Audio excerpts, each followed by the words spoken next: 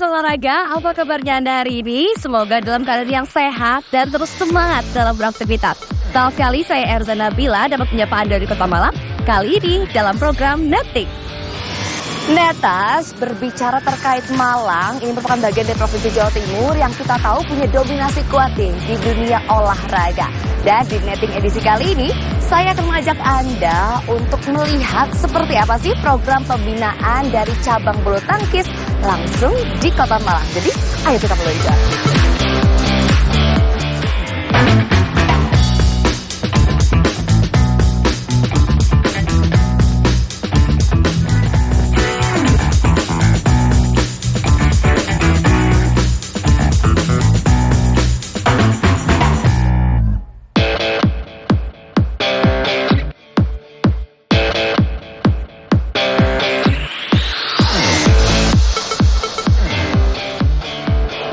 Saat ini saya sudah berada di Platinum Arena Malang, menjadi salah satu lokasi untuk pembinaan bulu tangkis di Kota Malang. Dan sebelum mengetahui informasi selengkapnya terkait bagaimana program pembinaan di Kota Malang, kita ikuti terlebih dahulu update informasi dari dunia bulu tangkis berikut ini. Turnamen bulu tangkis Japan Open 2023 tampaknya menjadi turnamen yang tidak terlalu bersahabat bagi para juara bertahan di edisi kali ini. Pasalnya, tidak ada satupun juara bertahan dari 5 sektor yang mampu mempertahankan gelarnya di ajang Japan Open 2023. Turnamen BWF World Tour Super 750 itu digelar di Yoyogi National Gymnasium, Tokyo, Jepang, di mana Korea Selatan menjadi negara tersukses usai membawa pulang 2 gelar juara, yakni di nomor ganda putri dan tunggal putri. Sedangkan Taiwan, Denmark, dan Jepang masing-masing pulang membawa 1 gelar juara.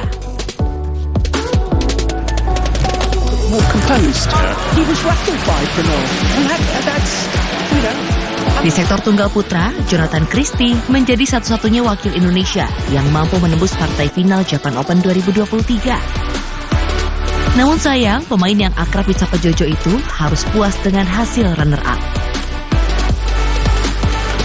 Axelsen benar-benar menunjukkan kualitasnya sebagai pemain nomor 1 dunia. Jonathan dibuat jatuh bangun menahan serangan yang terus diberikan Axelsen dan harus mengakui ketangguhan lawannya dengan skor 7-21.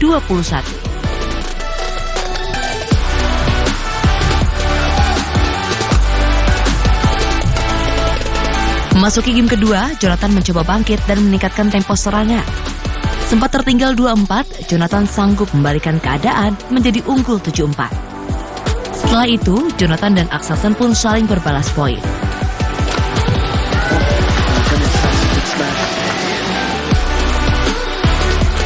Di bawah tekanan Axelsen, Jonathan mampu menjaga keunggulan 11-8 saat interval game kedua.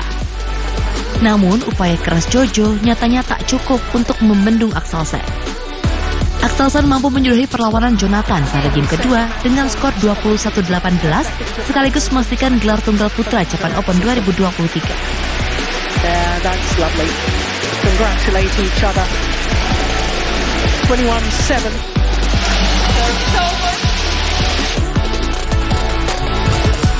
Di sektor tunggal putri, pebulu tangkis Korea Selatan, An Seo-yeon berhasil membawa pulang gelar juara usai mengalahkan wakil Cina, He Bingjiao. Pebulu tangkis tunggal putri yang baru berusia 21 tahun itu sukses memastikan gelar juara usai meraih kemenangan dengan permainan 2 game langsung dengan skor 21-15 dan 21-11. Hasil ini membuat An Seo-yeon unggul 5-4 dalam rekor pertemuannya dengan He Bingjiao.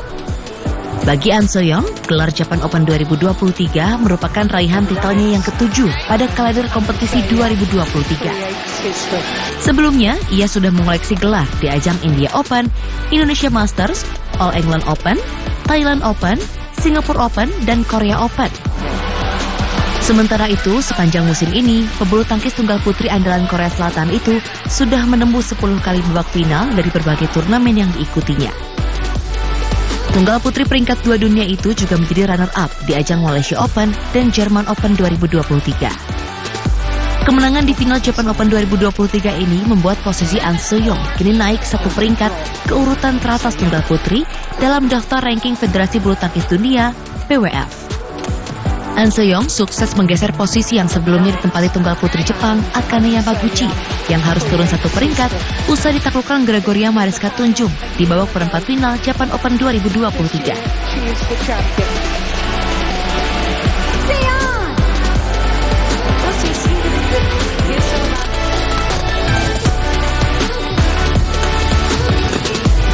Sedangkan satu gelar lainnya yang berhasil dibawa pulang Korea Selatan pada perhelatan turnamen bulu tangkis Japan Open 2023 adalah di sektor ganda putri melalui pasangan Kim So-young, Kong Hye-yo. Mereka sukses menjadi juara usai mengalahkan ganda putri yang menempati unggulan pertama asal Cina, Cheng Kim-cheng, Jia Yifan. Pada pertandingan partai final, Kim Kong berhasil mengakhiri perlawanan ganda putri peringkat 1 dunia itu dalam permainan 2 game langsung dengan skor 21-17 dan 21-14 dalam tempo selama 50 menit. Kemenangan ini sekaligus menjadikan Korea Selatan sebagai negara tersukses usai membawa pulang 2 gelar di ajang Japan Open 2023. Sementara itu, bagi Kim So-young, Kong Hye-yo, ini adalah gelar juara ketiga yang mereka raih sepanjang tahun ini setelah Thailand Open dan All England 2023. Kemenangan ini juga memperkecil ketertinggalan head-to-head pertemuan mereka dengan Chen Qingchen Jia Yifan menjadi 5-10. Tidak hanya itu, kemenangan ini juga menjadi ajang pembalasan atas kekalahan mereka di final Korea Open 2023 pekan lalu yang dimenangkan Chen Qingchen Jia Yifan. Oh dear, did that get her in the face? Sementara itu, di sektor ganda putra, Taiwan membawa pulang satu gelar juara setelah pasangan Li Yang Wang Chilin berhasil pecah telur dengan menjuarai Japan Open 2023. Juara Olimpiade Tokyo 2020 itu memastikan gelar pada turnamen BWF World Tour Super 750 tersebut setelah menundukkan pasangan ganda putra wakil tuan rumah Takuro Hoki Yugo Kobayashi. Gelar Japan Open 2023 menjadi final pertama Li Wang dalam kurun waktu 370 hari sejak mereka berlaga pada partai puncak Taipei di tahun lalu.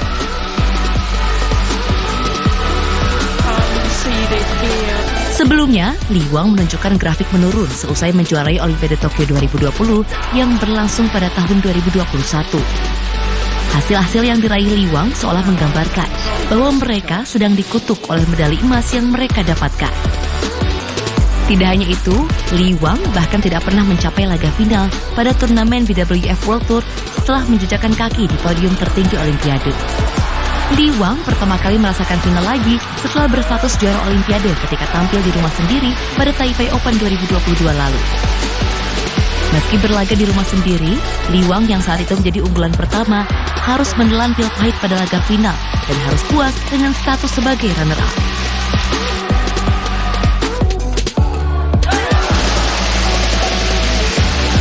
Adapun Jepang selaku tuan rumah berhasil mengamankan satu gelar melalui Yuta Watanabe, Arisa Higashino dari nomor ganda campuran. Kemenangan yang diraih pasangan ganda campuran peringkat 2 dunia itu sekaligus menyelamatkan muka tuan rumah dari nirgelar. Pada laga final, Yuta Arisa berhasil mengalahkan pasangan ganda campuran andalan Thailand, Dechapol Povaranukroh, Sapsiree Tanachai.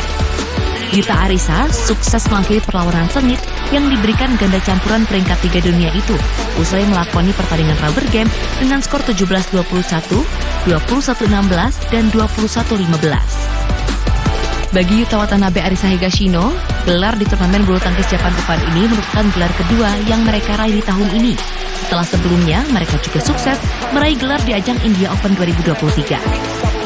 Selain itu, gelar juara yang diraih Yuta Watanabe Arisa Higashino juga menjadi hiburan bagi publik tuan rumah karena berhasil meraih satu gelar juara dari 2 wakil yang tampil di final.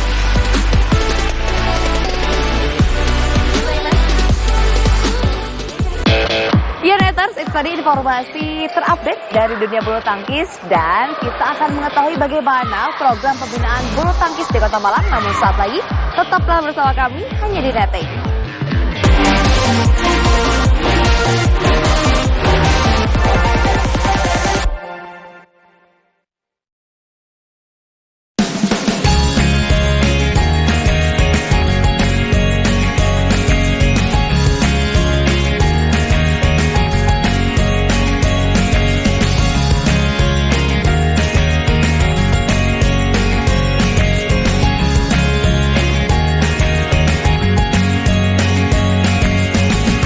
Sampingan Sobat Milenial setiap Sabtu hanya di TVRI.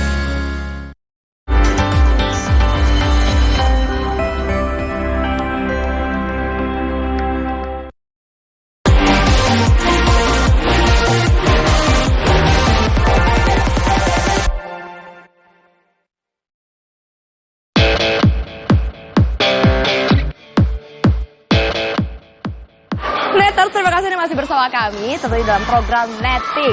Nah, Neters, di belakang saya ini sudah banyak ya atlet-atlet belia yang ada di Kota Malang yang kerap dan juga rajin mengikuti pelatihan khususnya di Platinum Arena.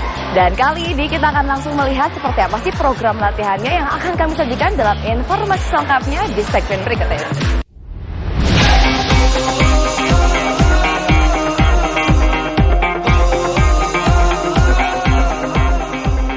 Malang adalah salah satu kota yang memiliki andil dalam perkembangan bulu tangkis di Indonesia. Meski belum sementereng kota Surabaya, namun kota apel ini pernah memiliki sosok Johan Wahyudi. Om Johan, mantan atlet yang dominan bermain di sektor ganda putra dan wafat di usia 66 tahun itu, punya prestasi yang mengagumkan. Di era 70-an hingga awal 80-an, 6 gelar juara All England ia sabut bersama pasangannya, Chun Chun. Duo Chun Chun Johan Wahyudi bahkan telah masuk WWF Hall of Fame pada tahun 2009 silam. Tentu sudah cukup lama kota ini belum melahirkan lagi atlet yang berdunia. Meski begitu, kota ini terus bergerak dalam hal pembinaan atlet belia. Salah satunya adalah perkumpulan bulu tangkis Platinum yang terletak di tengah kota Malang. Meski terhitung baru, tapi PB Platinum cukup disegani dalam persaingan di Malang Raya. Menempati urutan kedua dalam klasemen Kejurkot 2023, klub ini terus berupaya mencari dan mengembangkan talenta-talenta yang dimiliki Kota Malang. Kalau anak-anak Kota Malang sih banyak sih ya, bakatnya juga bagus-bagus. Dan kalau menurut saya mereka bisa, banyak juga atlet Malang yang bisa ke jenjang nasional. Gitu. Jadi kalau klubnya kita juga banyak atlet baru terus setiap bulannya. Gitu. Iya, awalnya dulu buka itu saat masih di Gor Trowulan. Kita baru buka di sana, baru 15 atletan. Setelah itu dengan berjalannya waktu, banyak atlet-atlet baru yang masuk ke Platinum. Dan setelah itu kita pindah di Araya. Sekarang total murid kurang lebih 70 atletan. Minimal kita di Jawa Timur dulu ya, di Jatim. Tapi kita sudah ada beberapa atlet yang sudah di nasional juga. Persaingan memang sekarang sangat ketat ya. Jadi dari klub-klub daerah-daerah lain pun juga bagus-bagus semua. Jadi kalau anak-anak nggak latihan ekstra, mungkin kita juga akan ketinggalan gitu.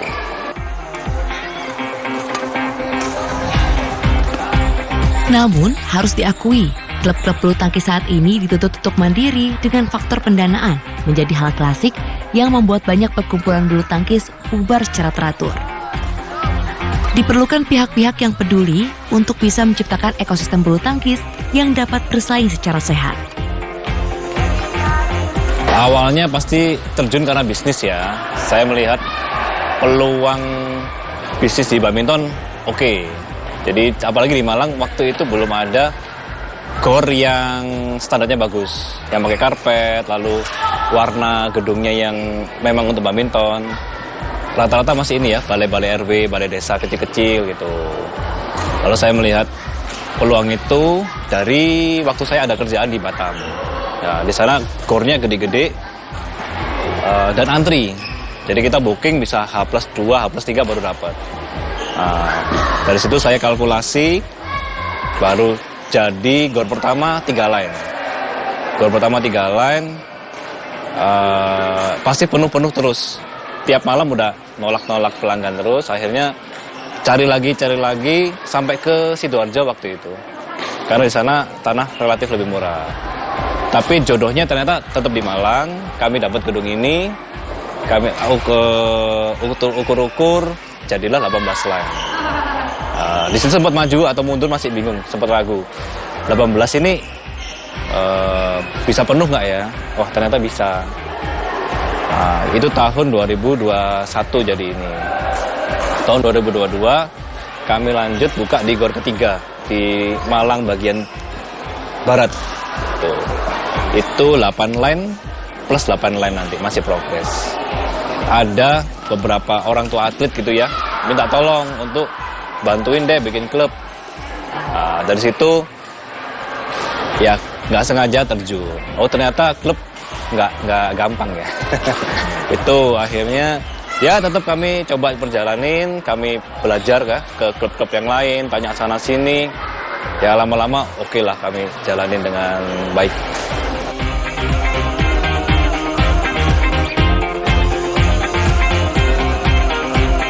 Pasang surut dijalani PB Platinum untuk dapat bertahan di masa pandemi. Meski tak menguntungkan dari sisi bisnis, namun melalui tangan-tangan profesional lah, diharapkan klub-klub daerah dapat bertumbuh atau setidaknya bertahan untuk melahirkan Johan Wahyudi lainnya.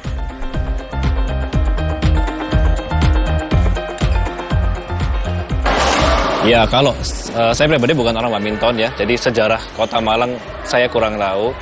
Tapi nggak sedikit atlet-atlet dari Kota Malang yang go internasional, pelatih internasional. Jadi harapannya sejarah itu bisalah dibangkitkan kembali. Harapannya sih gairah bulu tangkis Malang bisa naik lagi, menciptakan atlet yang seperti dulu lagi. Neters jangan kemana-mana karena kami masih memiliki informasi lainnya dari dunia bulu tangkis. Namun saat lagi, usai jeda pariwara berikut.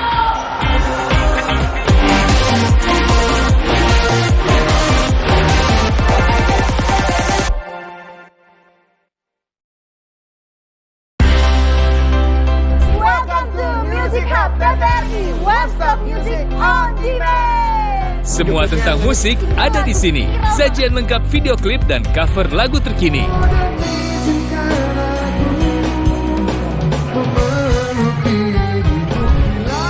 Ngobrol bareng host dan bintang tamu setiap minggunya.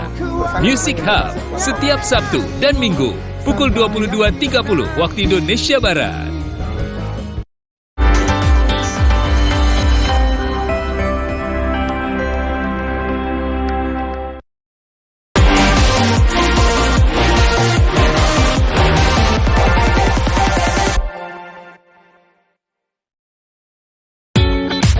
Terus terima kasih Anda masih bersama kami dalam program Netting. Kalau tadi kita udah sempat lihat-lihat seperti apa sih program pelatihan di Platinum Arena. Sekarang saya mengajak Anda untuk berbincang santai bersama dengan Ketua Umum PBSI Kota Malang. Sudah bersama saya Pak Heri Mursyid yang merupakan Ketua Umum PBSI Kota Malang. Halo Pak Heri, kabar baik?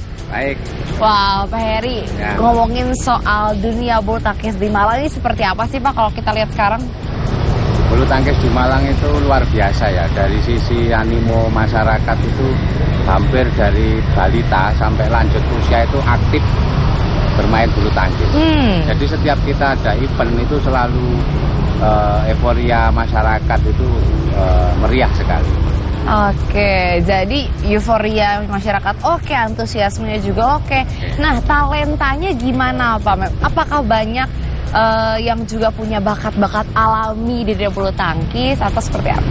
Ya, memang kalau dilihat dari sisi prestasi itu Malang memang sudah lama tidak melahirkan atlet yang belum ada bintangnya lagi nih apa ya? Tapi terakhir ada perkembangan, kita punya atlet yang kemarin barusan itu juara Grand Prix internasional untuk junior.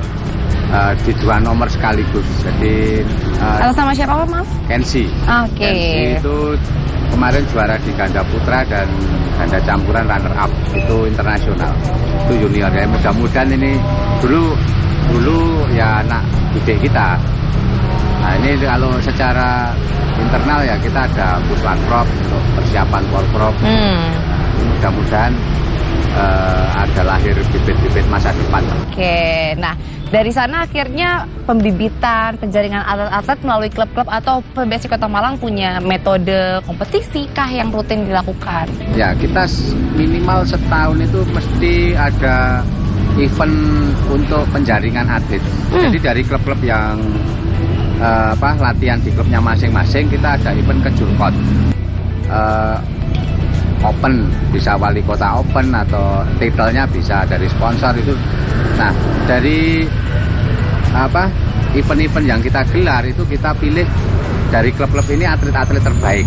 Kemudian kita masukkan ke pelacak yang kita kirim untuk turnamen antar daerah. Misalnya Porprov atau GGM antar daerah. Itu yang kita pilih dari atlet-atlet terbaik dari hasil event-event itu. Nah terus Pak, selain kompetisi berarti menjadi hal yang juga wajib dilakukan. Pembinaan menjadi PR berarti bagi PBSI Kota Malang. Kalau misalnya ngomongin prestasi sejauh ini dari atlet-atlet bulu tangkis Kota Malang yang menjadi catatan dari PBSI Kota Malang ini ada siapa aja sih Pak? Kalau yang dulu banyak ya, iya, boleh. Tapi yang terakhir ini memang masih di level junior Mbak, yang bisa tembus internasional. Kalau yang senior masih belum lah. Mudah-mudahan yang juara junior ini bisa konsisten ya Pak ya? Konsisten sampai bisa dapat titel di seniornya lah. Wah ini sayang Pak ya, dari junior udah terbentuk gitu, tapi kalau di senior malah agak kendor gitu. Apa kira-kira sih Pak yang kalau misalnya Bapak melihat permasalahan apa sih kok kayaknya di Malang ketahan di usia-usia senior kayak gitu? Saya pikir masalah prestasi atlet ya, itu handicap atau kesulitan di semua daerah sama. Karena untuk jadi atlet itu kan dilema antara pendidikan sama jadi atlet. Pada saat orang memilih jadi atlet, secara akademis pasti ada yang harus dikalahkan. Nah, orang tua sekarang kan sementara di Indonesia sistem pembinaan itu baru dihargai kalau sudah berprestasi. Pada saat masih merintis untuk prestasi masih belum dilirik gitu belum ada penghargaan. Artinya orang tua harus mengorbankan anaknya dulu untuk melupakan pendidikan untuk menekuni jadi atlet. Ya itu tak pikir masalah basic se-Indonesia, masalah prestasi dan pembibitan seperti itulah. Kecuali ada orang yang memang ini kan juga langka ya, situasi kondisi di mana misalnya orang tuanya mampu, sekolahnya akademisnya di nomor 2 kan, hobinya badminton misalnya, bulu tangkis. Terus ya udah nggak sekolah nggak apa-apa, toh kemampuan orang tuanya masa depannya aman. Kebetulan hobinya pas, bakatnya pas bagus. Ini nyari kondisi seperti itu kan juga nggak. Satu dari berapa probabilitasnya susah gitu ya Pak ya. Ini masalah ya, karena badminton menuntut fisik ya. Beda dengan olahraga lain yang tidak perlu fisik, sehingga mungkin akademis sama prestasi bisa jalan barengan, bisa paralel. Kalau ini mau jadi atlet ya sudah nggak mungkin untuk bisa 100% belajar secara serius, secara akademis itu nggak mungkin, karena tuntutan latihan atlet itu sudah menguras fisik. Keras ya Pak ya, benar-benar harus fokus, harus serius dan benar-benar disiplin ditekuni secara konsisten. Terus Pak, kalau Bapak dan pengurus PBSI sekarang punya terobosan apa sih Pak untuk kemajuan bulu tangkis di Kota Malang? Apalagi kan ini udah periode ketiga ya Pak ya, Bapak memimpin PBSI di Kota Malang ini. Ya kita selama ini memberi insentif ke ini ya, bantuan misalnya latihan kok atau apa ke klub. Kemudian kita supaya animo makin semangat untuk ikut turnamen, dan ini setiap ada prestasi podium kita kasih apresiasi khusus buat atlet dan klubnya. Terus ini di samping itu kita juga menggalakkan konsep lain supaya bukan sekedar olahraga tapi juga sportainment. Kayak kemarin kita gabung dengan kejuaraan antar kelurahan, sehingga masyarakat juga langsung ke akar ya. Artinya supaya badminton ini, bulu tangkis ini menjadi olahraga yang favorit, yang bisa membanggakan, sehingga banyak orang tua yang mensupport anaknya kalau jadi atlet. Oke, sekaligus jadi harapan juga ya Pak, mudah-mudahan semakin banyak orang tua yang support untuk anak-anak menjadi atlet bulu tangkis dan bisa membawa harum nama Kota Malang di berbagai kompetisi. Iya. Wah, Pak Heri, terima kasih ya Pak ya atas waktunya. Berarti harapannya semoga semakin banyak orang tua yang support anak-anaknya buat jadi atlet dan membawa harum nama Kota Malang di berbagai kejuaraan. Sukses terus ya Pak ya bersama dengan PBSI. Amin.